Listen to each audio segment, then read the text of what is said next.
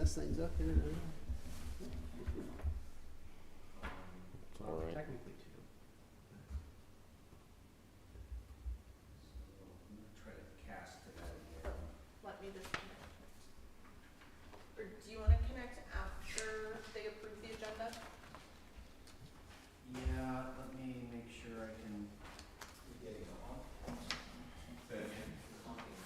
I am, yes. Yeah. Hey Adam, don't forget to, are you staying for the whole meeting? I think so. All right, I want to talk to you about the rifle club. Okay. I don't do much. They just belong. Yeah, that's good enough.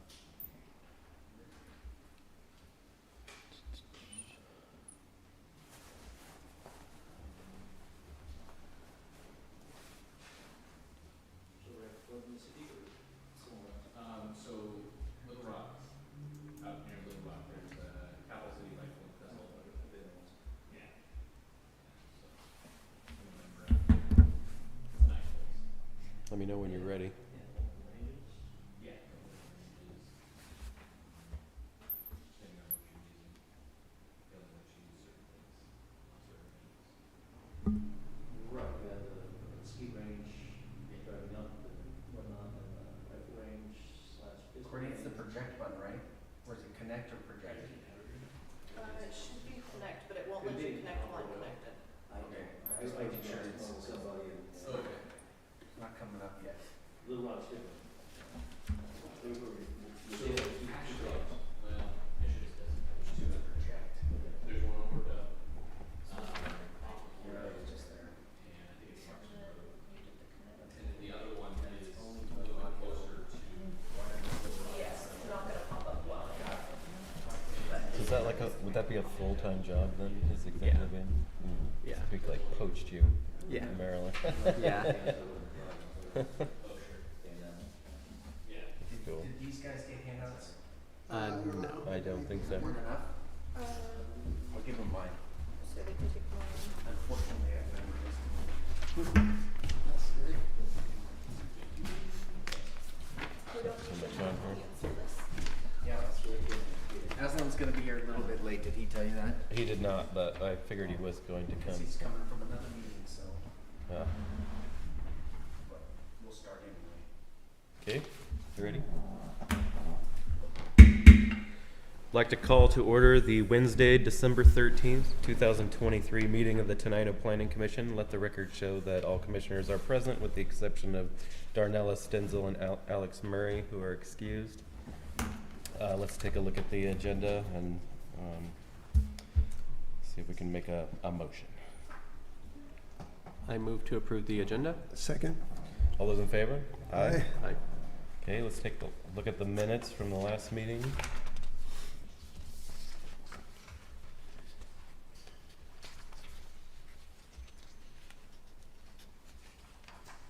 Make a motion to approve the minutes from November 8th. Second. All those in favor? Aye. Aye. Moving on, no public comment, I guess, fellas, huh? Okay, do we have any reports? No? I don't have any other reports. Do you have Okay. any reports from the budget passed? That's good. Interesting. Right? It passed. Yeah. Okay. Perfect time. So we stalled on that. Okay, so no public hearing, no unfinished business, so let's move into new business. We're gonna talk about text code changes to the ag park area in relation to animal slaughtering.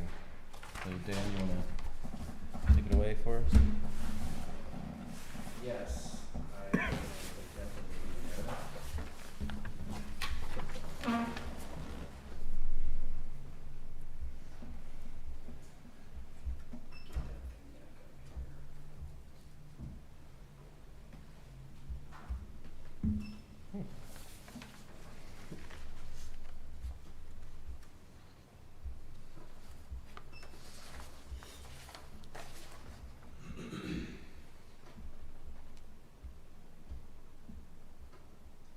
Something's happening, something's spinning up there. It's trying. Right, Dave, you have 10? A little bit. It's working. There we go. All right. Okay, so,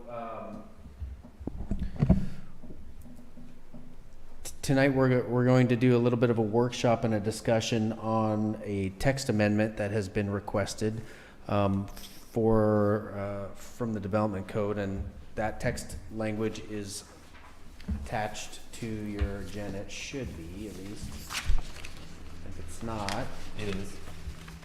all right. So, right now, the Tenino Municipal Code allows for slaughtering of animals within city limits for personal use. You can use a weapon to do so, a firearm to be specific. If you notify the police department in advance, which is a good idea anytime they're going to discharge a weapon. So there's a minor change that would be required to the code there, but you still have to. So then the slaughtering of a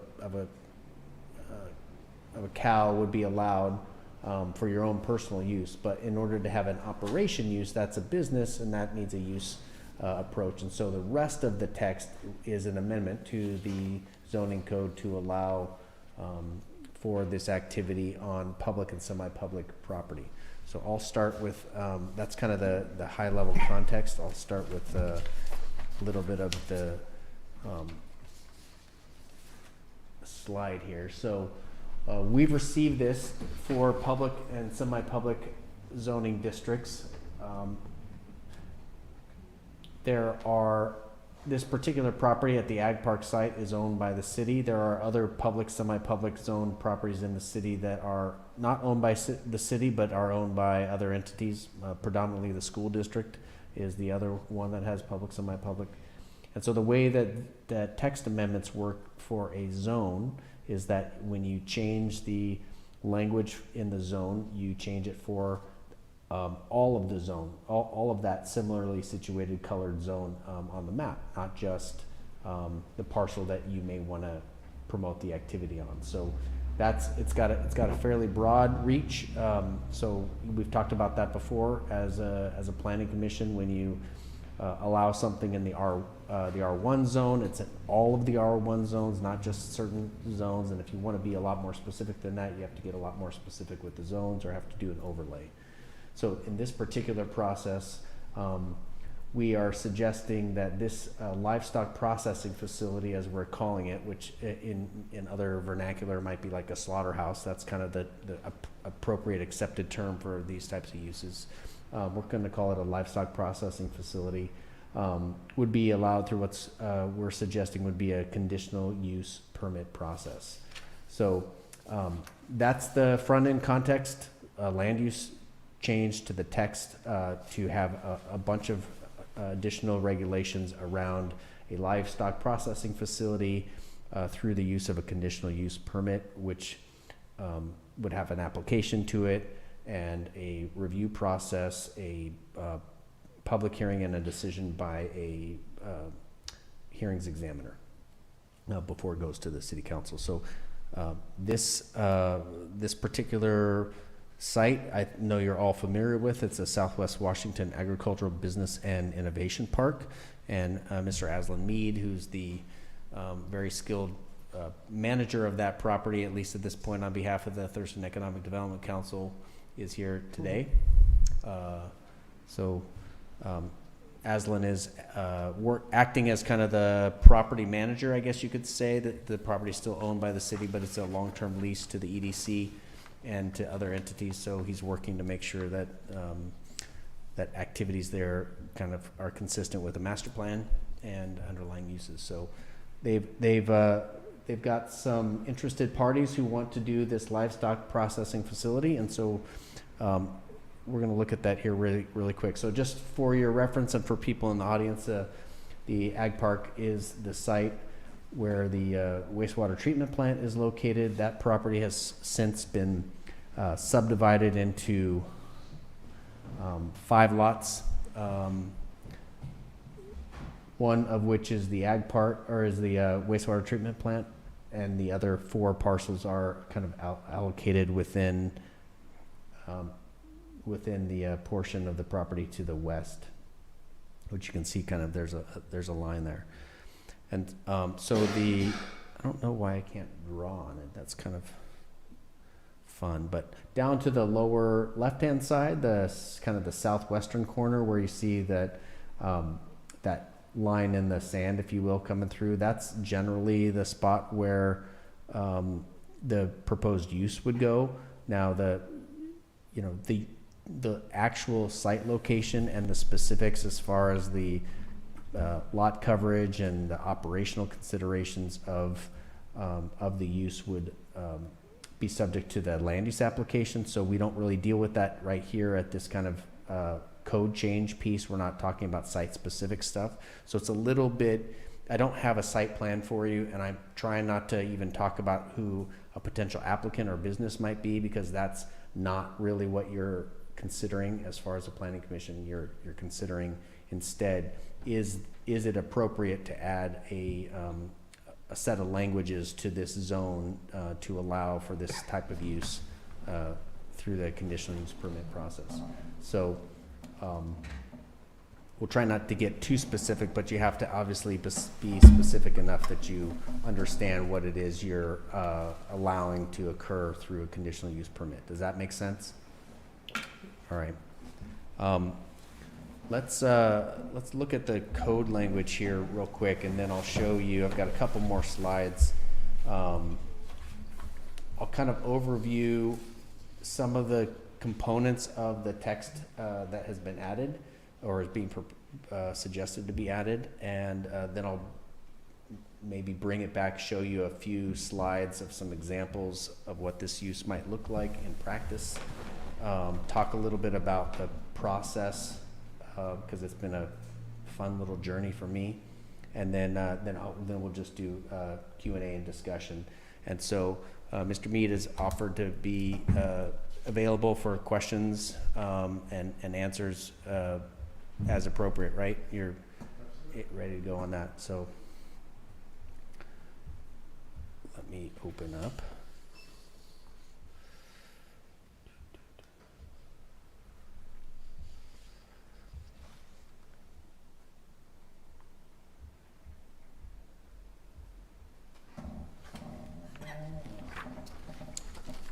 All right, so, and do you guys have copies of that language? Do we have more? Could we grab some more of those? No, we can't. I can give it mine if you want. I can read it off the screen if you'd like to have a copy of it. Is there? I thought there might be one on the back of this agenda too. The text of the actual packet, the meeting packet. No. It's on the agenda packet. Yeah. Yeah, if it's. Can you guys see there's, that if they're there's okay, no or way do they you can need- see that. No? Here, I'll give you mine. You guys can share it. I can see the one up here.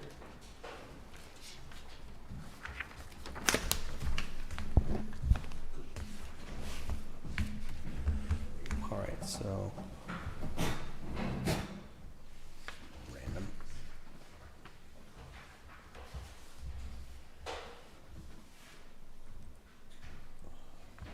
Oh, there you go.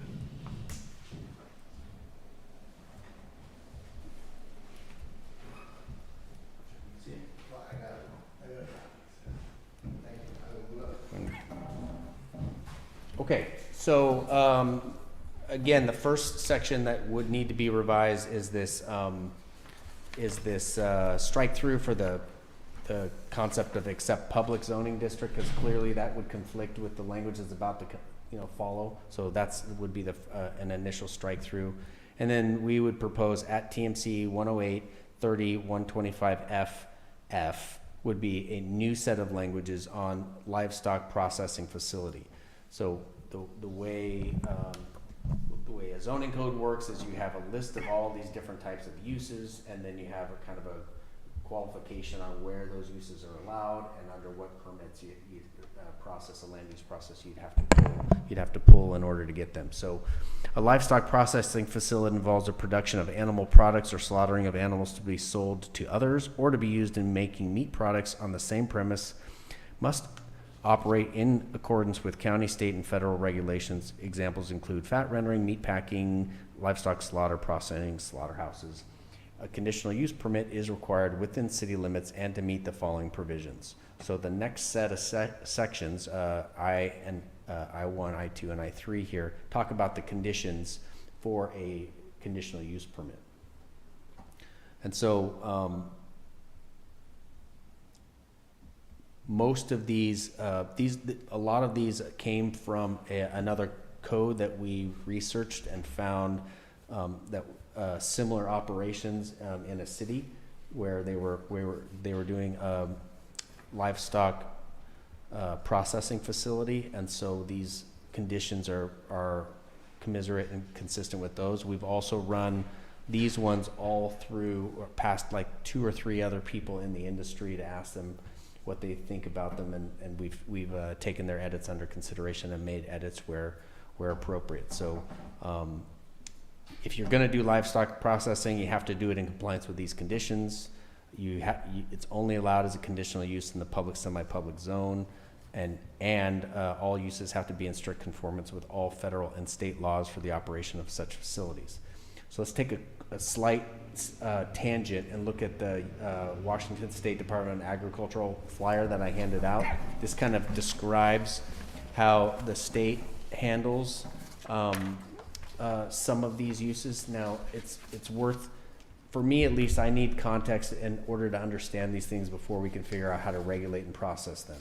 So I recently found out Courtney has a minor in animal, what would you call it? Like, I'm not going to call it husbandry, but what would you? It's a bachelor's in animal sciences and the management. Check that out. Like, I'm talking to her about it, and she knows way more than me. It was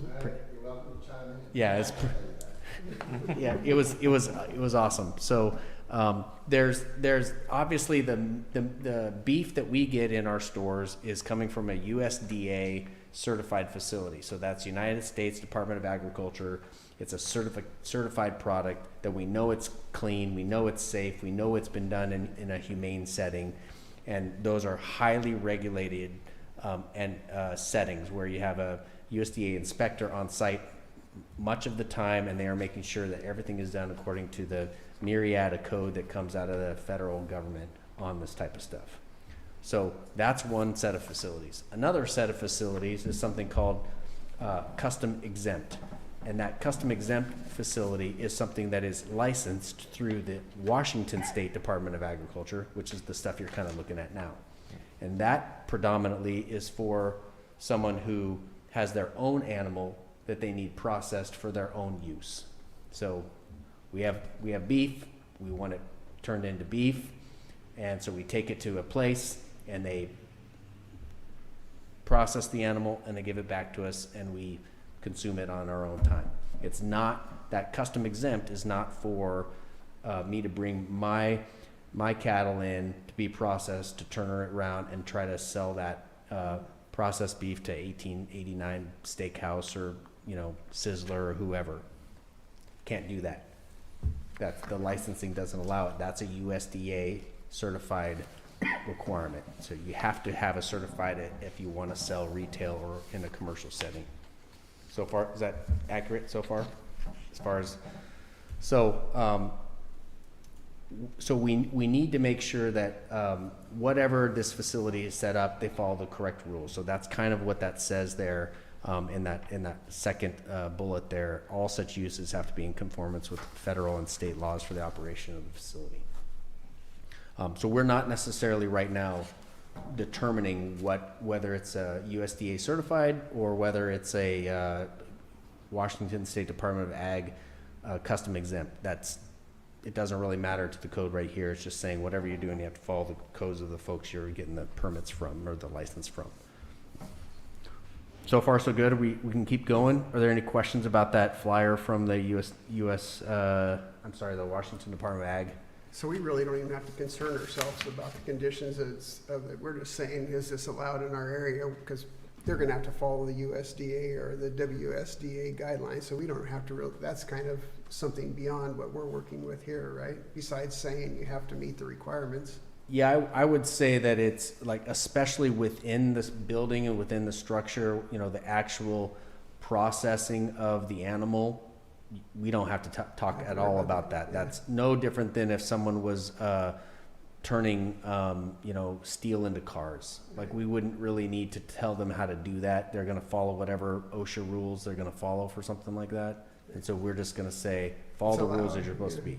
But we can, and we are allowed to, and in fact, I think we have a responsibility to pay attention to stuff that we might expect to occur in light of that process. So, you know, the car manufacturing may present noises that don't present a safety hazard to the workers, but might present a nuisance to the neighbors. Right. And that's the type of stuff we can pay attention to. That makes sense.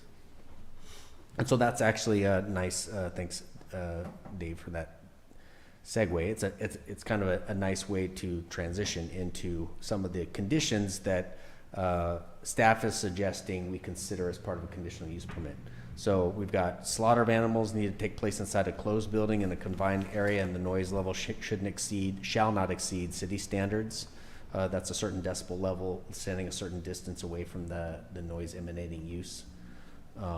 That's what those two sections at 872 and 108-60-040. You have to transport the animals and the byproducts. There's a little typo there. Let me fix that. The offal is the guts mostly. That's probably the city boy way to talk about it. The guts of the animal is some of that ends up being a pretty consistent byproduct of all of these operations. So if when you bring in the animals in, and when you're taking the byproduct and the offal out, you just have to follow whatever conditions come up in the conditional use permit that is set by the conditions are set by typically set by the hearings examiner. So off-street parking, that's pretty typical for any use. We try to keep business parking to on-site and not on city streets for the most part. Applicant shall provide a traffic impact analysis. That's also fairly common for any large use where you're not really sure about the trip type. So we're presuming there's going to be trucks, you know, in and out, and we just want to make sure that those trucks are not causing a traffic impact on the rest of the system. So that's just pretty easy, showing the number of trips and then kind of when and where those trips might be going. And we stack it up against the rest of the volumes and make sure it's not causing a backup.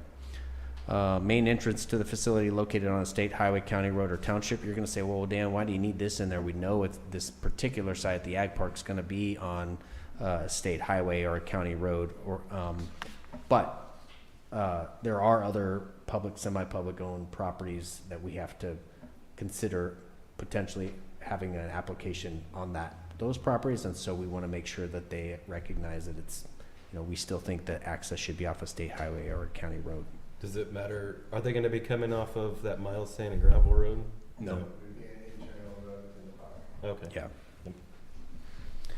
And you could even argue maybe that the main entrance to the facility would be, you know, even though maybe a supplemental entrance would be off of Miles Sand and Gravel Road, the main entrance for the facility is off of Old Highway 99, and so you're fine there. So that one's not a big deal. The site must be served by a sewage treatment system. I mean, that's pretty easy at this property in particular because you're adjacent to the system. Remember, I showed you a photo of the wastewater treatment plant. Pretty short thing. The sewer lines are already in the ground. That's when you were looking at the aerial photos here. That's actually what those are. This looks like it's showing up on this one. This line right here is the sewer line. The water line. Yeah, it will be. That. It is already the water line. Yeah, it'll be the sewer line as well when you get the offsets and stuff like that. That's probably how it's gonna go. Oops. Not all that stuff. Facility. Facility And then it says that rest of that paragraph talk about, making sure you deal with all the byproducts and things go where they're supposed to go. Which I don't even know I don't know the applicable laws and regulations for where cow hooves go. So, but I'm sure they do as part of the process. And so we don't have to dictate that stuff to them because they'll figure it out. We just need to make sure they follow whatever rules are in place. Same thing on the next one, letter G. You just have to follow all the federal and local and county, state health and safety regulations. That's pretty easy. I got a question. Yeah. The sewage treatment disposal, do we know that our sewage treatment plant can take care of that kind of stuff? I don't know that. I think that is the assumption that it currently has capacity for a lot more effluent than it's treating. I thought I remember Troy telling me is that 55%. Yeah, because I just kind of mentioned it to Troy last night, and he said that thing is very sensitive to about what goes in it. Yeah. So there may be, I don't know if it's going to be in effect, but it would be something to make sure we're all squared away on. Okay. How much I of don't the know. waste would be going He into the just- sewer plant? Not that much. That's- So, I wanna say that we still have to do a full feasibility study. Okay. Right? And Hmm. even tomorrow at the study meeting, we have USDA there, we asked for someone that specifically knows about things like wastewater treatment plants. How it works, yeah. To come, but it's not, you're not at this point giving permission for what can go in the sewer treatment plant. Like, we have to do that actual research to find out what kind, and then they have to just, it's like the skull can't go there. What do they do with the skull, right? Like, if there's composting or if we did something like biosolids, there's Right. right? And some of it's gonna have to be shipped off site. You just have to figure out what to do with it all, we have one to way or figure another. it all Yeah. out yet still, and we don't know all the answers. Okay. Well, and a lot of those byproducts become like dog treats, so Yeah. there wouldn't necessarily be hooves or things like that going into Oh, the yeah. wastewater because that'd be most likely shipped off to. Should it be a something else. separate line item from the sewer because it's different waste streams potentially, or did you think that it meant everything was going to the sewer? Yeah. No, I didn't think everything was going, but I just asked him It last doesn't- night. I think it's a two-part. Maybe it doesn't matter. It's like a two-part comment. Like, one has to be served by sewer. You can't connect it to a septic system. Mm. And then two, disposal shall be in accordance with all applicable laws and regulations. It's fine. So it could be, So this next one, maximum area, indoor, outdoor combination thereof for the keeping of or slaughtering of animals should not exceed 60% of the individual lot or parcel size. I pulled that from later versions. I don't know if the version you have is showing that letter H. Does it give the It's- yeah, it's in 60%? there, I think that's intended to kind of keep the intensity down, but I think it's up for. I'd really appreciate some planning commission feedback on whether you think needs to be a numerical limit to that that coverage right there. That's basically saying if you have a 10,000 square foot lot, only 66,000 of that can be covered by the use. So you have to have some open space. You can't just cover your entire parcel with this use. There has to be some understanding that there's What would limitations. be the purpose of limiting the amount of space they can use if they also have to get everything off the lot in 48 hours? If they're capable of processing a full lot, then Yeah, that's just the only thing would be just like any other use that covers 100% of the site or 90% of the site, that you're right up against everything else that you're adjacent to. So on your residential parcel, for example, usually it's 30% of your lot can be covered by structures and parking. Oh, I see. You're talking about structures, impervious surface. Yeah, that's just also that particularly says for for the use. So some of it's just going to be pasture-y type area. Is that Yeah, so that would be the thinking is that they. I believe this one is intended to kind of limit the intensity of the use for the space that it's utilizing. So if you want, if you want 6 acres of use, you need to have a 10-acre site. That way, the remaining 40% is used to kind of buffer yourself from other stuff around you. But we've kind of shared this with a handful of different people at different levels, and I think that particular item, I wouldn't want to stand in front of a judge and have her ask me where that came from, you know, because it's relatively arbitrary. It's an intent. The intent again is to keep the intensity of the use down, you know, to like a nominal, like it's using a lot of the property but not all of it. But I think that could go, you know, a variety of ways. So we could pull it all together and just you know, could strike it all together and then just let a hearings examiner, like the use itself, when we look at a site plan, try to figure out if we think it's too intense, and then, you know, ask the hearings examiner to reduce that to some other standard. So there's a balance in here where we're kind of foreshadowing a lot of the conditions we would expect to be coming from the hearings examiner, but not overly dictating it so we lose the flexibility of the designer and the developer on the site.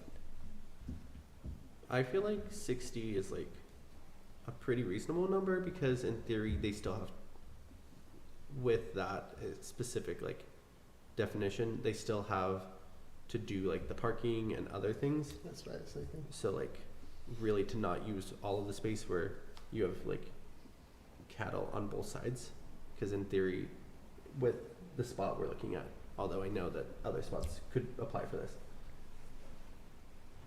it makes most sense in like designing wise. And I know that we're not thinking about it that much, but I feel like to think about this answer, I do have to think about it a little bit deeper. Like the animals with the egg park will need to be towards the backside for noise reasons, for smell reasons, for whatever reason it is. So then the parking would be at the front. So I think reasonably 60% like kind of protects everything from being pushed to the like top corner. So you don't have to, the intent of today's workshop is a discussion to raise issues, for you to ask questions of the property manager and EDC, see if we've got any holes in the document that you want us to address. So if you think that number's not right, then you could say, Dan, go back and, you know, come up with a method to establish what it should be, or strike it all together. Or you can say we're okay with that. So I mean, I guess have you we wanna talked to make sure- anybody? Go ahead. Have you talked to the interested parties about that 60%, or? I mean, the interested parties don't want any kind of limitation. Sure. They have not yet figured out the business plan, right? Like, Right, They right. don't want to be told you can't do something before they even figure out what would work. So the 60% would include the parking lot, the building, and the No. pasture. No, it only No. includes the areas that have an animal or the slaughtering process. Oh. From the way Really that- quick, Aslan, when you're answering Indoor, questions, do you mind outdoor, stepping up to the podium for the recording? For Thank you. keeping or slaughtering of animals. So it's just the pasture and the actual killing area? Yeah, from the way I'm reading that language. I see. I'm kind of along the line what Aslan says. I mean, it's gotta be feasible for the people to put this. If we're gonna say, you know, we're gonna allow this, we wanna make sure it's feasible for people to do it. If 60% is too little for anybody to even consider placing one of these anyplace, I almost think, kind of going back to what you said, as far as, can we put that as part of the hearing for the conditional use permit? And if it looks reasonable, you know, I think that People- sounds better to me. people can make comment if they don't like it, if they think it's too much, if they think it's too intense, people can provide that input to the hearings examiner. And after hearing from people and hearing about the design of the facility and what's planned, you know, and it could change over time, maybe in 10 years down the road or 20 years, there's some other thing that makes it more, you know, where they could use more of the property feasibly. So I would kind of like to see us put it to the hearings examiner and let people comment if they think it's too much.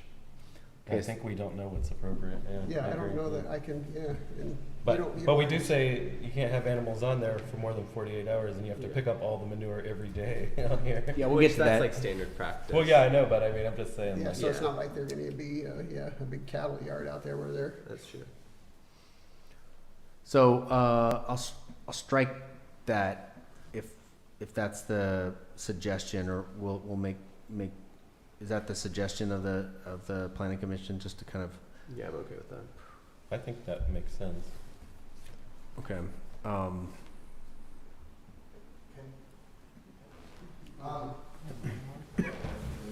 Right, there we go. Yes? Okay. If it's lit up. Yep, great. it's lit up.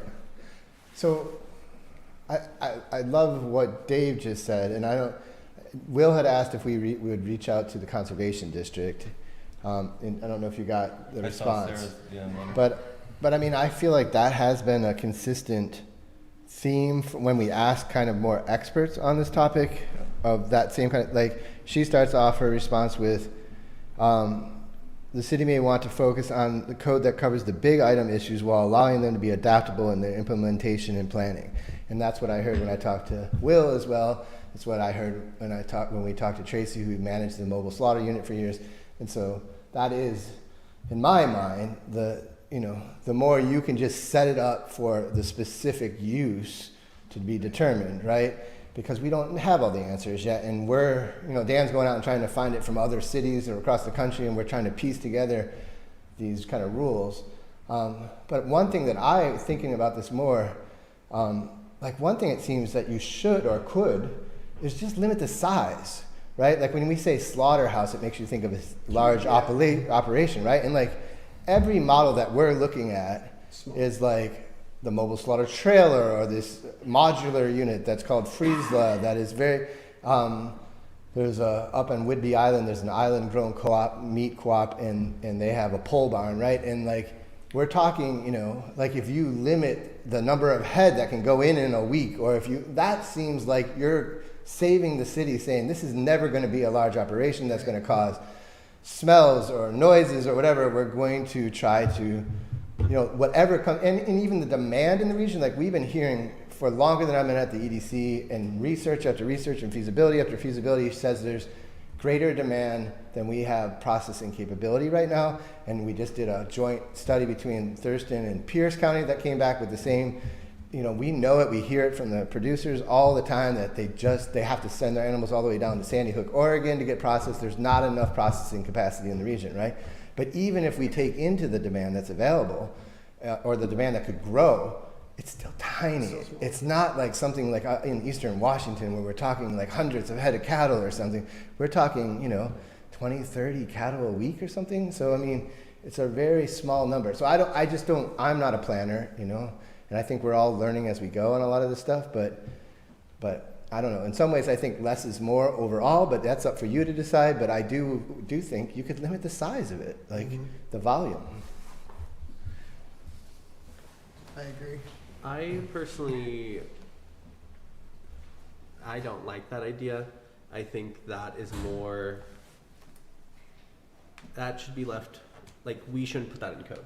I think that needs to be something that's decided by the actual the conditional use process, because where we're looking, we'll have a different number than if they wanted to build it right next to the school. Like obviously it would never be approved next to school, but it is hard. That's true. FFA is over there, you never know. But it'll be hard to make that specific decision on, we can only have this many head a week or this many hours of operation, whatever that whatever that condition is. I think that is more per the specific applicant in the specific area, rather than something that we can outline in code. I think if we're outlining anything in code, it should be percentage of the lot used rather than a specific number, because I think that's a lot of gray area based on where it actually goes. So it's unusual for staff to kind of bring this to the planning commission to workshop, and we wouldn't be doing this same approach if we were having a discussion about residential land. Like that's inappropriate, because there's a whole host of other people out there who would want to have their say.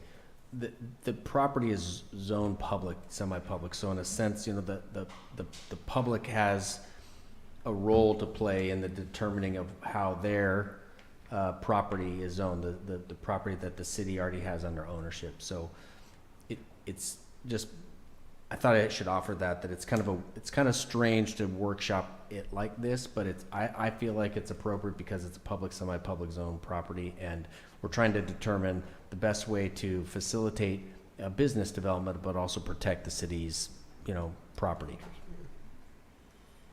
I agree. I think I'm kind of with him on the size too. I think we can talk, that could be flexible, so why should we, if 20s works and if 10 works, for the site that they're, I think having flexibility is, kind of goes back to me to the same thing with how much of the property can they cover. Okay, so there's, I don't know if there's wording in there about that says limit size, but,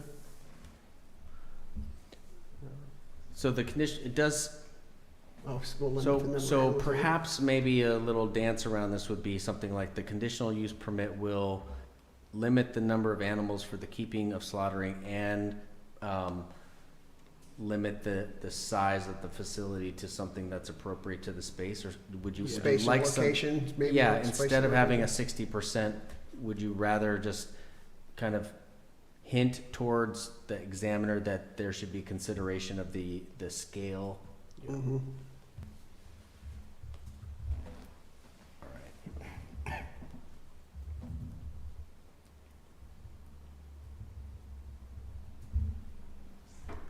Okay, so a couple more here, just to go through. Hours of operation, the operators told us that they're not usually running more than 8 hours a day, so we said generally not exceed 10. That's letter I there. The exterior storage areas, we're suggesting that all of the storage areas and the areas where the animals are at, covered, fenced, and screened from adjacent properties and public rights of way. Fencing shall be sufficient to provide adequate screening and contain the animals on the property. Shelter provided for the animals while on site. This use is like pretty similar to an industrial use, pretty Right. heavy duty industrial use, and that is a very similar standard you'd have for an industrial use, that you want it secure, you want people wandering around your log yard, you're gonna fence it, you're gonna make sure that the logs have the proper coverage, or they're being sprayed down, or whatever operational stuff that particular use has, and so that's what we're kind of hinting at. Animals in gated enclosures, minimum height of 6 feet, that's, I believe, the one of the safety standards. Same thing here with all exterior structures and improvements or fences for the keeping or confinement of animals should meet all setbacks as defined in the City of Tenino Code. Same thing, loading and unloading for public streets and screening, that's the letter M there. Letter N, live animals but may be held on the site for no more than 48 hours. So some of the thinking here was that we're trying to make sure that the property doesn't turn into like a cattle yard where animals come and hang out for a couple weeks before they are processed, because that will lead to its own challenges as far as waste and feed. And from what we heard from the experts, that you wouldn't even want to, when you bring those animals onto the site, and if you delay their processing at all, it causes a whole host of issues with personnel and also feeding them, and then, as I said, waste. So I remember hearing that it gets expensive fast when you're storing animals. So. And just that if you're running a business operation, you don't want to. It's like, I'm sitting there, yeah, someone's bringing in 5 head today. You want to process them because you have an appointment for another 5 tomorrow. Right. So it's not up to the business doesn't want to be holding them for long periods of time. So It's not like you're having them sit there to fatten them up or anything. They're ready to go. no, when they come this in. is just for this process to come in. It's not. Yeah, there are feeding lots and holding lots and things of that nature, but it would not This be. is that, This would yeah. not be that use. And since I'm just up here, those last two, I'm still uncertain about what we're setbacking from. I'm mostly aware of like environmental setbacks, like setbacks from a river or something like that. I don't know what we're setting back from on this side. I know residential has property lines, you know, like you have to be 10 feet from a property line when you build your house. And so that It's might, not- especially like for the Mile side, that makes sense. Yeah, But like, does it make sense from the Mile Sand and Gravel pit side? Like, yeah, I don't, yeah. so, I'm not sure what our setbacks are for that kind of zoning, if there's a. And then just- It would be interesting to see what it says setback requirements would be for that. and that's already determined in like the city code somewhere I'm else? guessing it's in the code. I'm not. And it looks like Maybe maybe it's- that's Dan looking for. And just anyways, I'm just wondering what the process as you're workshopping this, because if like we haven't got to the one yet where it says, you know, removing the whatever manure daily. Like Sarah said, she just sat in on all these things with Puget Sound Processing in the county this year, and like it's standard once a week is standard. Like so. Are you approving the language this week or, you know, today, or are we allowed to come back and say, oh, we did more research? and No decisions being made Okay. tonight at all, period. So We have to you have a guys, Public hearing too, don't we? right, and you guys are saying, hey, we're unsure about this, what's the deal with the 60? Perhaps like, so I just edited on the fly here, letter N, live animals should be held on site for no more than 48 hours instead of may. I mean, that's an important distinction between permissive versus, and so, but the should is not shall or are prohibited to, so there's flexibility there. So we're kind of in the feedback loop here is what is intended to be. So could we do something like that with letter J too? Like shall be covered, like should be covered? Or I don't know, just like, I don't know if you really have to cover the animal pens. I don't really know that, right? Or you need to cover the vehicles. Do you need to? Is that we know that already? Anyways, okay. I certainly don't.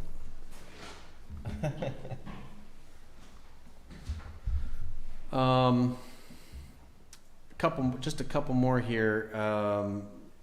Letter O, waste slaughter byproducts shall be disposed of in accordance with all applicable federal, state, and local regulations. At a minimum, waste disposed of within 48 hours of being produced. So that was the comment that Aslan was making there about whether that's onerous or whether it needs to be in there at all or what.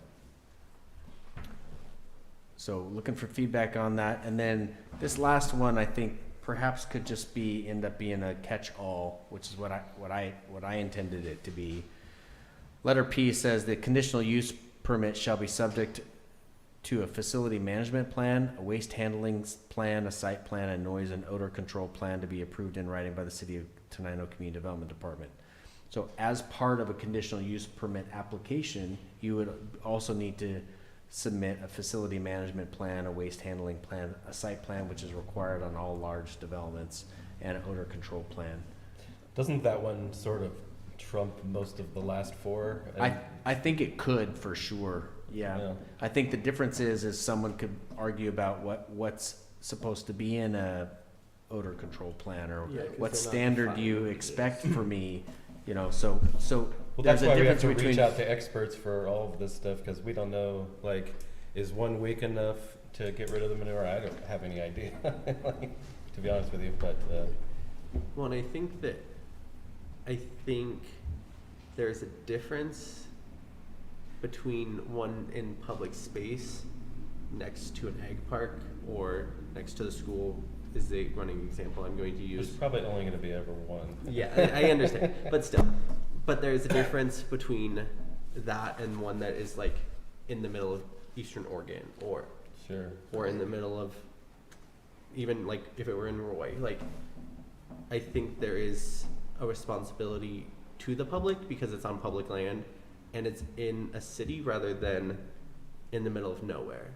So although I think I do personally think that daily might be a stretch, I do think there has to be a more, like there has to be a quicker turnaround or a better like management system so that way odor doesn't get out of control. And growing up on a farm, I know that sometimes you smell it, sometimes you don't. So like that's also very hard.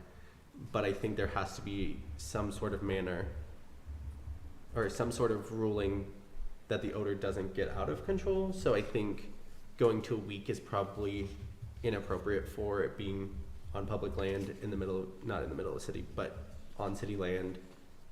But that's why they have to do the odor management plan. Yeah, but I think, Because we don't know. We would just be guessing, like. but being someone who knows when something is vague, I think, like he said, like there's a lot of room for interpretation on what something is. So like we can say you have to do a noise and odor control plan, but if that's not defined what it is, it could be, the plan could literally be, I will keep noise and odor under control. Like, So none of these things are standard in any way, these plans? I mean, could we not have their plans vetted by an expert? I assume that that's what would happen at some point, but. So Matthew, what about that red language? What about something like that? Because I think this is really what I needed. Do we want to be a little bit more? Would you prefer Yeah, and staff be a little more vague, or would you prefer us to have numerical standards in there? I do like that writing, because I think it can also be something that is then decided by the conditional use process. And then nuisance ordinances Right. kick in also. Yeah. I mean, it's super critical do at this think it site should- because we're gonna have other facilities right there close by. You don't want, you know. So, Sorry, can we just combine those last two sentences then? Like waste and manure. Sorry. So you want to do? Yeah, what is waste? Is waste different than manure? Yeah, waste could be like blood. Yeah. Okay. Yeah, and then. That's really outside I am not an expert on it, but there is rules. Yeah. And then I think or stored in a manner. There are like actual food safety laws and rules that will govern so much of this. Okay, you're nodding over there, right? Like you have to have like a HACCP plan. You have to have a waste Yeah. management plan. It's not even just the city's requirement. It's like if you're going to operate a slaughter facility, there are things you are going to have to follow. That's what I'm So- saying. You're not gonna get like some on a cocktail napkin, like, here's my odor control. There you go. Some lines, like fans. I mean, it's gotta be some kind of standardized Yeah. thing to some yeah, but degree. I mean, But if you, not minimal. maybe I don't Yeah. know, but if you go to Eastern Washington, you go through some of those areas where you see, I don't know if there's slaughter facilities or places where they fatten their feedlots versus slaughter facilities. Because there's I've been through some places that, you know, I wouldn't want to have that smell next to my, No, next out there. and that would not be an appropriate use in any way, right? Like that's not a big enough space if you used it as a feedlot. Like that's not maximizing the city's ability to profit off the site or whatever. So Yeah. So I'm picking up kind of a preference for stating our expectations instead of having a standard. Is that Stating the outcome that we'd like to have rather Right. than saying how you get there. Yeah. Yeah. Yeah. And then I think that last sentence of O can just be removed. So since I we guess I added? have a process question. So we say we don't want any odors emanating, whatever, into adjacent properties. Yeah. So they build this place and they have this plan and it's all accepted and it starts emanating some odors. What is our recourse to have them, is there a recourse to have them upgrade? If we've said this is all okay and then it's not meeting our standards? Well, I think that'd be part of the conditional use permit, is that they have to abide by it, or then they have to have a corrective action. But how does that happen? I mean, we have all kinds of standards in the city right now that we have trouble enforcing and can't get anybody to do anything about it. How do we That's true. Well, How do we make sure that there's a clear process that if this is not, if it's, I'm thinking more about odors just because, yeah. you know, we're gonna have a place where you're gonna eat there, maybe who wants to eat someplace where, or have a building where there's, I do agree with that one. I And just, so with the other tenants, right? Yeah. huh? And so with the tenants, the other building Right. tenants would prefer that. So that's my concern. If we're gonna have, say, they get a conditional use permit and they say this is how we're gonna control the odors, is it working? I would like to have for that, especially for this site, or any site, that how are we gonna enforce it? Yeah. Well, and I guess I have a question, and I know it's getting into the weeds because technically we're just Yeah. doing the text, but for the one that is potentially going at the edge of Tenino, is the Economic Development Council also going to manage the tenant of, sorry, whoever is managing the ag park, are they also managing this facility? Is that the ultimate idea? I would say that not necessarily. Like right now, it won't be the EDC. We are not going to be in the process. It's not our role to manage tenants. Right now, the city just created an agreement with the Dragon Wheel Investment Group that is building the second building, and they will manage the tenants in those first two buildings. The idea has always been that once the park expands or extends, that we would form like almost like a, what am I trying to think of? An association. Co-op or something. Yeah, like an association, and then you'd hire a management company to manage it. I wouldn't expect Perry Shea, who's going to manage those first two buildings, his company Dragon Wheel, to manage a livestock processing facility, right? So I don't really know the answer to that yet. But eventually, the hope is that we'd have somebody that That would manage the entire site, right? It's kind of like a homeowners association. Like a You homeowners start a few association, houses, and there'd when it be gets to a certain size, maintenance requirements, and there'd be landscaping and all right. that kind of stuff. And, yeah. I was just asking because, along with your point, like, just curious on who is then in charge of that person. Right, like who could the city hold accountable to Yeah. make sure, like you're saying, right now we have code infractions and who enforces them, right? Like, so you're looking for somebody who could be held Yeah. accountable. And I just don't know the answer yet, but I think we certainly can put that into place so that it would be the park's responsibility to manage their tenants is what I'm hearing. Yeah. Well, and further, because the city owns the property, and presumably the developer would have a lease with the EDC, who has an agreement with the city. There's other levers to affect change, not just code enforcement. So you could have language in your lease agreement about, failure to maintain certification, failure to, keep up the licenses, whatever. That's a great point. Like, that could go into the actual ground lease with the city. That makes sense, yeah. Yeah, and then you can hold them accountable that way. The last item here is the use schedule. So as when you have to change the use schedule in order to list the use and then show that it's prohibited in all zones other than the special purpose zones of public, semi-public, and then it's listed as a conditional use. That's what the C is. So this is just that portion of that use table has to be edited. So that's kind of the basic approach on the text, and so I appreciate all the dialogue back and forth, so I can sense the interests of the planning commission, and we can go back and revise this before we come back and we put it to you for full consideration and a public hearing prior to a decision. I did want to share with you a couple more things now that we kind of made our way through some of the particulars of the text. For me, I always need a little bit of a picture or something like help me understand what we're doing.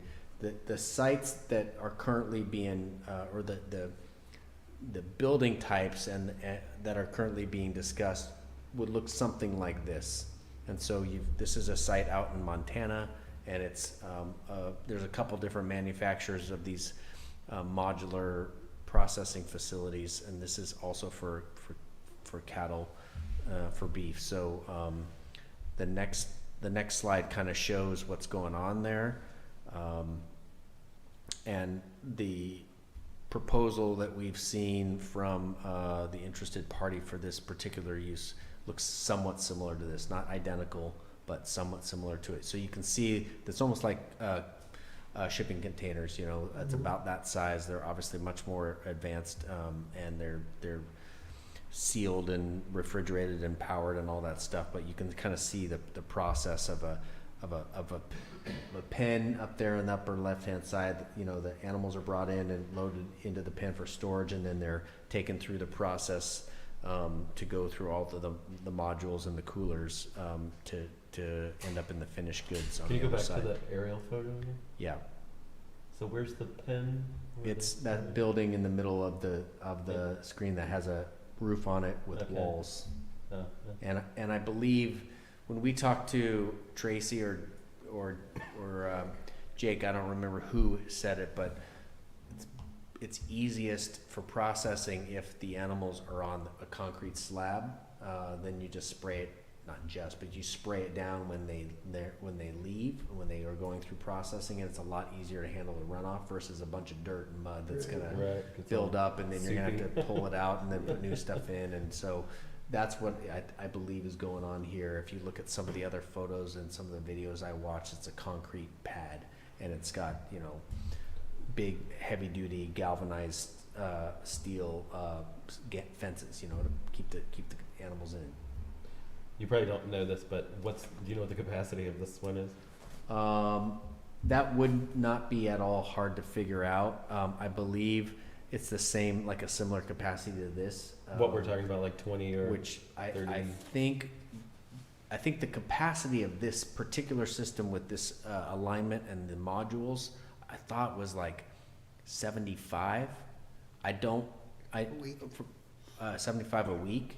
I'm pretty sure that the proposer, or the applicant, the potential developer would be nowhere near that. So I think that's the max that the system can handle. I've got kind of a PG version here, so Adam, cover your eyes. I know you're sensitive to this kind of stuff. But there's a lot of really interesting videos out there on the World Wide Web. But essentially, the animals come in, and Matthew, you probably could explain this, or Yeah. you know, plenty of people could, but or I could have Courtney take the mic, but the city boy will try to do his best here. But the animals come in and they're stunned. Or knocked, that's the other term, and it kind of knocks them out, and then you grab them by the hind limb and Knocks them out, kills them. not necessarily. So That it is- knocks that them is out. true. It knocks them out enough that you can put them up on this roller, this assembly thing, and then usually someone takes a big knife to them and cuts the arteries and stuff, and they bleed out, and then that's actually what kills them. Obviously, is the cutting their throat and losing all their blood. So, and then sometimes they even take it in front of they stun it with additional electricity, because that will cause the muscles to go into immediate rigor mortis, which preserves the muscle and prevents it from toughening up during the later part of the processing. So I think that's part of the modules in that particular system we were just looking at. Pull the skin off, take the head off, take the hooves off, split it, eviscerate it, and then move it into a cooling unit to cool for a while, and before they start to cut it up and process the bones, the fat, and the meat. So back to this other, you can see with that what they're doing there. The harvest module, the carcass drawdown cooler, the break and cut module, grind and package module, finished good freezer out the door to a refrigerated truck that heads off down the road. So in this last slide, I have two of those icons there, those logos, because there's two pathways. Remember, there's this USDA certified pathway, which is where most of our food is coming from at Costco or Fred Meyer or wherever you're getting your meat. Then there's the Washington State Department of Agriculture that has the custom exempt licensing process. And the custom exempt licensing process is for a person's animal It's to like be your backyard processed farmer. and If to you use, buy like half a cow from and to the be used local by guy. that individual. Yeah. So I don't know where the potential developer wants to go. I think this system works for either of those, I believe. I think there are some additional hurdles for a USDA certified facility, as we've talked about. There's potentially a need for an inspector on the site full time, depending on the number of animals you're processing. You're saying that? I'm saying you always have to inspector on site. Like they won't let you operate without an inspector on site. But okay, you might have done. No. different research. I'm agreeing with you. I'm just saying, You wouldn't, once the animals are processed, you don't have to have the inspector on site anymore. Yeah, I don't think you need an inspector on the site for the for like the custom cut and exempt. wrap or something. No, No, the cut- not for custom exempt. The cut, that, so I'm drawing a distinction between the USDA operations, which requires an inspector there when you're doing your thing, and the custom exempt is, you know, to be processed for our personal use and doesn't have to reach the same level of safety standards, or it has a lot of licensing requirements, but it's not the same as turning it around and trying to sell it somewhere else at Sizzler.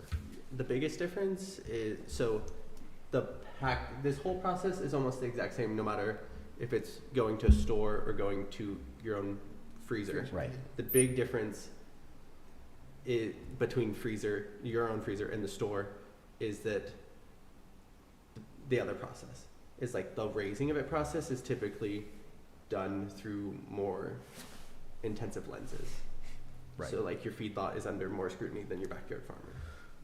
What, so you're saying that like the medicines and the drugs and the feed and all that stuff you give it also come into play if you're a USDA certified facility, because you have to kind of explain Have a what you plan, did on the have a front plan end. for all that. Yeah, For all because your the- backyard farmer is not like regulated because they're the one consuming it. They're the ones who are harmed Taking by the it. risk, right? Yeah. So if a backyard farmer wanted to take their cattle to a USDA facility, they couldn't do that?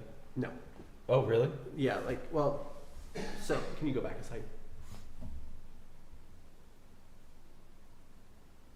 Actually, I guess the whole. It hasn't, Oh, I don't know why it hasn't gone yet. no worries. I truly think that the process and the facility that we're seeing is a USDA process site because, like, from my own experience, if you are a backyard farmer taking it to what was the term you used? Custom exempt. Custom exempt. Yeah, custom exempt, right. Like you're having, in my experience, you're having someone come and kill the animal on your property and then they transport it. So like, I don't know, and that is my own experience with pigs and cows, but like, I don't know how many backyard farmers are driving their animal here to then be butchered, where like, when we raised pigs and cows, we called, Somebody to come in. yeah, they came, shot it, took it, and it was processed. Right. So So like this process is more for the commercial Commercial. use. So I don't know. So each individual farmer that wanted to use this facility would also have to be. If a I'm being USDA. honest, I don't think, and not that it's, because we're not getting into those details, I don't think those details are being said. But but I does think- change the I usage think- of the facility. Yes, I think what is going to go on the property by the egg park is a USDA facility. I think if this is what they're looking at, it's going to be a USDA facility because you're going to have, for example, like the Colvins are going to load up a round of cows and they're going to take them to this facility because the butchering process has to be under scrutiny as well, Sure. where a backyard farmer, Doesn't have like to- those people, Normally the person it's like coming the and back shooting of a it, truck or something. yes, like those people drive the slaughter truck, come and pick it up, Yeah. and then take it to the slaughterhouse, where typically your commercial use, So that's the difference where it's actually yeah, I think, slaughtered. sort of, it's, yeah, yes. But I think if this is the process they're using, it's gonna be a USDA site, and I think it's gonna be more for commercial use than it's gonna be backyard farmers. But Why would a backyard farmer take their cow there then? they wouldn't, They wouldn't be allowed, right? Because it wouldn't be. Well, they'd be bringing a and it would be like, non-USDA animal into the USDA facility. I assume Yeah. that would be. well, and it would be a I mean, lot more cost prohibitive, that's- probably. And they would take it, there are multiple custom exempt in the county that do backyard farming. So like, for example, I don't know if I can say all their names on microphone, but anyway, there's one in Rochester, I can't remember, like Western Meats, and then there's Home Meats, Heritage Stewart Meats Meats, is over there. all of those are, I don't know that they're the same terminology, but those are like, Yeah, places you can where bring you- your deer there and they'll Yeah. cut it up for you. like and you all that take a stuff. dead Yeah. animal there, they cut it up for you. Yeah. So Not like, a reindeer though. not a reindeer. But if I grew a cow in my backyard, I couldn't drive it to this facility and then sell the beef to Dave or the market grocery store here in town. Correct. Really? I Yeah, didn't like know you that. personally. You definitely couldn't sit, yeah. Yeah. That wouldn't work. No. Even if it went through this process. Correct. Because the actual raising process is also under scrutiny. Because for you commercial. could have jacked it up with hormones the whole time and it could have some random whatever. Yeah. You would, though, you would. Yeah. But you, so I to be big. believe, I think it's, the end user is one of the critical factors, like Yes. who's using it on the end user, that is what, you know, helps decide kind of which facility you would use, and, there's the cost point. So what I heard Matthew saying is that your backyard grower Right. wouldn't use a USDA certified facility because they'd be overpaying for the same service. So they wouldn't be able to sell it in a way that we would be able to sell like a steak and, Yeah. and like a 1 pound of hamburger. So if you can't break it all up, you have to sell it in bulk, sort of, right? Well, yeah, and it's I mean, kind of. it's a completely different thing because, like, most likely this person is buying the So- Colvins. So, like, for So the Colvins are a USDA farm, yes, as like, well when as they this facility will be a USDA slaughter facility, but they so have right like, now an they inspector on their farm also that looks at the cows and how they're under like different scrutiny. Oh. So I'm gonna speak as an example of Colvins, but I don't know that. I don't know. Like, either. I'm not speaking on behalf of them. It's just but- the closest example. So yeah, so like when they sell their cows, they will sell them to either a company or they'll sell them to like the commercial slaughterhouse, and then so then they are driving their cows to Oregon, like they're loading them up and driving them to Oregon because that is the closest USDA certified slaughterhouse. I see. So like that's part of the issue that this region is facing is like there is nowhere to take this. Like I've actually done research professionally and personally, but like there is no slaughterhouse in this region, so it's limiting like the Colvins, oh my gosh, everyone else. Probably Yeah, the costing a Jensens. lot more too, transporting them so far. Yeah, so like it's Yeah. more cost prohibitive because they're driving them, but because there aren't facilities, it's also making those facilities have to pick and choose, or they can't take as many farmers as they would like. So like this will also open up the region, and I know there are like efforts to put more in the region, so I don't think this one would solve the problems, but it would be a step in the right direction for all of the other areas that also are. Well, the whole idea kind of behind the agricultural park is to serve like 4 or 5 county areas, and we're not, I mean, I guess people could come from outside this area, but I think originally the idea behind the park was to kind of serve a, you know, Thurston, Lewis, Grays Harbor, Yeah. That primarily. makes sense. Yeah, I mean, there has been a mobile slaughter unit located in Thurston County. It has gone down a lot, and it's been shut down almost this entire year. Yeah. But I mean, people come from multiple counties away to use it because there isn't other There isn't facilities. other places. You have to go to Eastern Washington or Oregon, and so even that mobile slaughter unit gets used from wide It's swaths. just a matter of capacity, you know. Right. So I have a question that I kind of should have asked before. I mean, I think my interest in this whole thing in our community is to have more local people doing this stuff, not some big industrial thing that's gonna come in here and build a bunch of slaughterhouses. Is there a way to limit who? No. We can't say this has to be, Well, and from my perspective, you wouldn't want to do that because there are only so many experts, companies, whatever you They want to can call do it, it. in the field.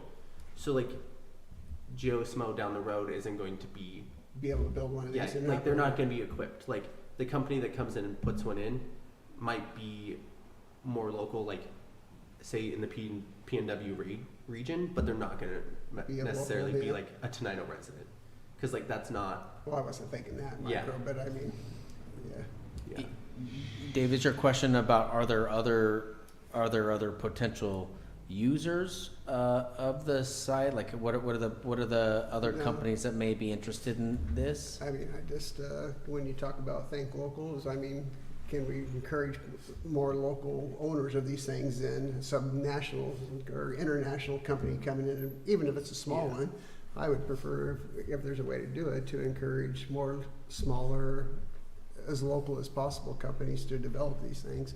And I know it's probably not just gonna be Tenino, the person that's gonna do it, but can it be people in Washington State that, you know, but I don't know if there's a way to, you know, like you said, maybe that's not practical I think the because people interested in doing it are local. I know they right are. now. I know the one is, but, you know, if we're opening up other properties, if, you know. I just glad you're saying these things. I just love, obviously I'm a man after your own heart. I'm a diehard localist. But yeah, I don't know. I mean, doesn't Tenino have something like some moratorium on big box stores or something coming in? Or, I mean, is that just a sentiment that, is that actually in any kind of code or something? I don't know what the legality is of saying a large corporation cannot use our site. I don't know what that is. Yeah.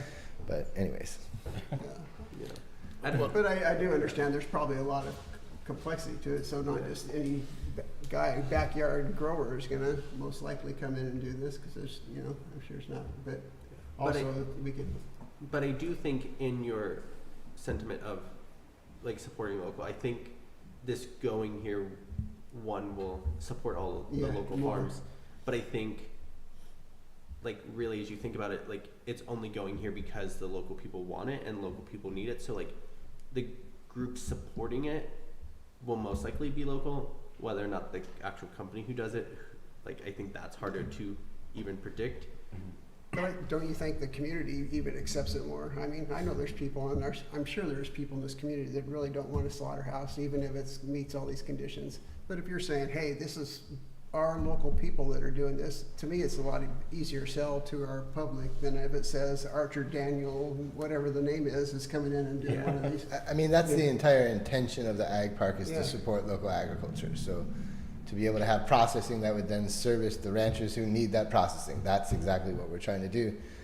Again, I don't know Yeah. if you can actually say Say the it company has has to to be locally owned in order to locate there. I don't know what those rules are, but obviously that's, you know, as much as It'd be we great to me possibly if we had a can. model, if we could have a model like that, so if we need more, there's a model that, here's But, how, here's but how. like what local- Matthew was saying too, like when we were first researching the park, like I was looking for a co-packer Mhm. because there was this need for co-packing and nobody was filling it, and I was like, if I can find a co-packer from another state that's willing to open up a second operation here, that's a win for us because we need a co-packer, right? So I know we have to look outside our very local area, but I'm not saying to get that no, micro, but. again, I am a diehard localist, Dave, so I'm with you in spirit. I just don't know about. And again, the other part of it was to add value, so we have local farmers being able to bring their beef here, they can hopefully process that and add value to their product to make them more profitable, so Exactly. that's a big. I'm part. going to send you on a speaking tour. I mean, we're gonna have to sell this He's to the looking public, out. I mean, what we're proposing, and to me, we have farms around here that are raising these cattle, and if we can locally provide a place for them to process them and add value to their product, it's a good win for everybody. I agree. Yep. I agree with everything you're saying. I'm turning off the mic when I say this. There's also some weird little infighting that goes on about that family doesn't want that family to have a local business or something. Whatever. Yeah. There's always weird little How many- battles. How many USDA certified farms are there in the region that could supply, you know, beef to this site? I really don't know. I mean, I Matthew don't knows know. more than I do on that. I Like, was gonna say, I don't know, like, specifically, but I think, like, I know they are, and then they are. The Jensen's About family, Riverbend, right? Yeah. Riverbend Ranch, I would but imagine. then they are. Coven also does custom exempt because they'll Yeah. sell you halves and quarters and wholes, Yeah. and right. So I don't know how that process works. Yeah, It's I a don't learning know curve that for part. me. So. Yeah. I mean, that's for them, whoever proposes this project would be, hopefully provide some of that information. Yeah. Yeah. I mean, I think it will also be beneficial for, like, the whole area. Like, I think it will be very, very beneficial for Thurston County, but I think it'll also draw people from, Grace Harbor, Yeah. Lewis. because you really don't have access to anything. So anything closer than Oregon or Eastern Washington. It's better. Yeah. I mean, for this, the Puget Sound Processing is the mobile slaughter unit that has been functioning in Thurston County off and on. I mean, they have had wait times like a year out. Yeah. You would have to schedule like a year out just to get a date to bring your cows in, right? And so, I mean, there's demand in our region. There's no denying. And like, again, Thurston County and Pierce County just did a joint study on this together And I just know- this year. And I know WSDA and USDA are doing a They lot. probably have a lot of Well, information too. a lot of, oh my gosh, now I can't remember. And a lot of the Infrastructure Act or the Bipartisan Infrastructure Act also kind of addressed agricultural issues like that. So Right. there's a lot of money federal out there, funding yeah. that will go towards these in the area as well. And that's why the research was done. It's first time meeting you, Matthew, but it's a pleasure. Yeah, I mean, There's a it lot of is. money right now. At the state level and at the federal level, over the last several years, especially since COVID, when we saw all those empty shelves of meat, there's a lot more money coming to support small scale, regional scale Regional. meat processing. So, I think what we have with the changes is pretty good, I think. Yeah. We may Yeah, get some so I public- appreciate the discussion. What I heard is, look for flexibility and, lean on the state and the federal agencies to control those things. And then that last item with the facility management plan, that's where we would be looking for the examiner to, to ask the applicant to meet, Provide those, you know, yeah, there's nothing in there about, like runoff and wastewater. I know ecology is gonna be interested. This particular site is gonna trigger SEPA.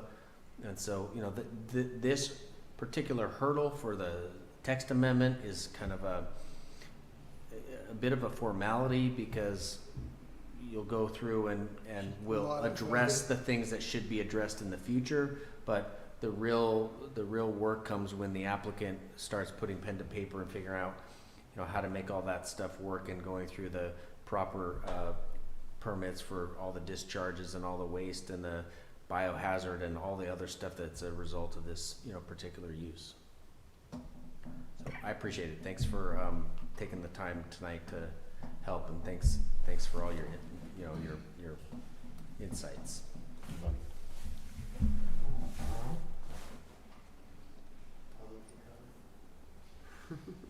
Wait, I do have a question. Yeah. And not that I don't love you being on the board, but when do you resign? Or is it like This will be my last meeting, because I'll start as mayor on January 1st. Yeah, I was gonna say, if I can just have a minute, I really enjoyed working with you guys. I thought I'd be here a lot longer than I was, because I never planned on running for mayor, but my hope is that I'm very closely involved and we communicate well with each other. So, I think we've had some times where I felt like we do the work here and it doesn't get, the work we do doesn't get communicated very well to the council. Kind of like our trailer park, our mobile, Right. And my hope is that I, or some representative of the council, there's better communication, and I appreciate, I know you're maybe applying, but I appreciate all the time that you have put into this, because this is something that I think is really important to the city and really drives a lot of what we're going to look like in the future. So I really appreciate the people that have taken the time to work on all these things, and yeah, I'll miss this, because I like doing this stuff more than I Right. the marrying stuff, I don't know yet. But Yeah, I'll nice. learn. Anyway, Nice. I really appreciate it. I truly do. Yeah, it's nice that you're coming from the planning commission and going Yeah. back over there. We'll have a much stronger bond now, I think. Yeah. This is good. I agree.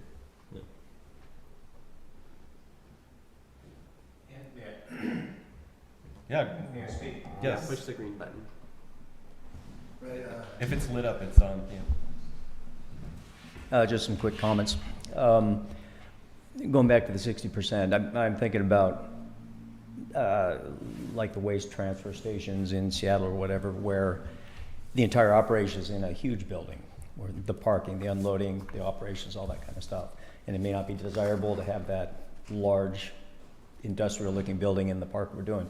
But that might be a way to, because the sense I get here with the other regulations about screening and fences and whatnot is you pretty much want to hide this operation from the public. And I understand there's going to be music venues on this. You know, it's more than just the tenants doing their stuff. It sounds like there would be also the public coming through and engaged in events. So that might be one way to take care of that. The USDA versus private, USDA certified growers versus private ones. I'm not clear on what we're trying to do here. I'm hearing two things.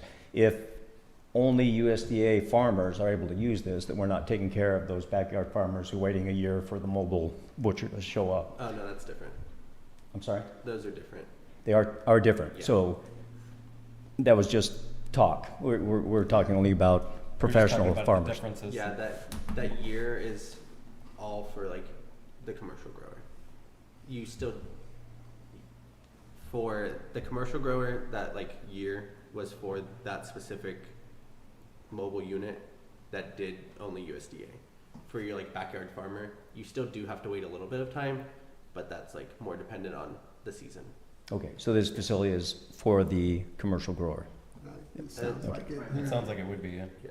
Right. Oh, yeah, Okay, that's fine.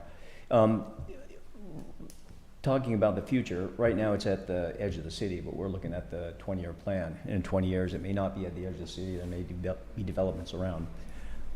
can't be. You're shaking it. The Colvin farm is all under like a conservation easement, and it's a pocket gopher habitat and all that good stuff, so that's not going anywhere. There can be no housing. Miles development Sand, there. or Miles Sand and Gravel may want to be annexed at some point, I think we've heard before, maybe, at some point in the future, but who knows when that'll be.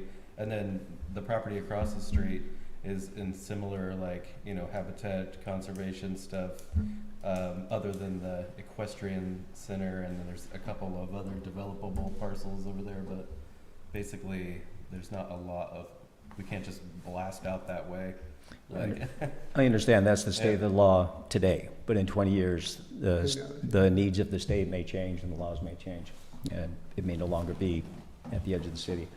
And in talking about encouraging multiple facilities like this to share the load of the need, you know, the best way to encourage that is to have a successful facility that's over capacity when it starts right up. You know, and here's how we do it.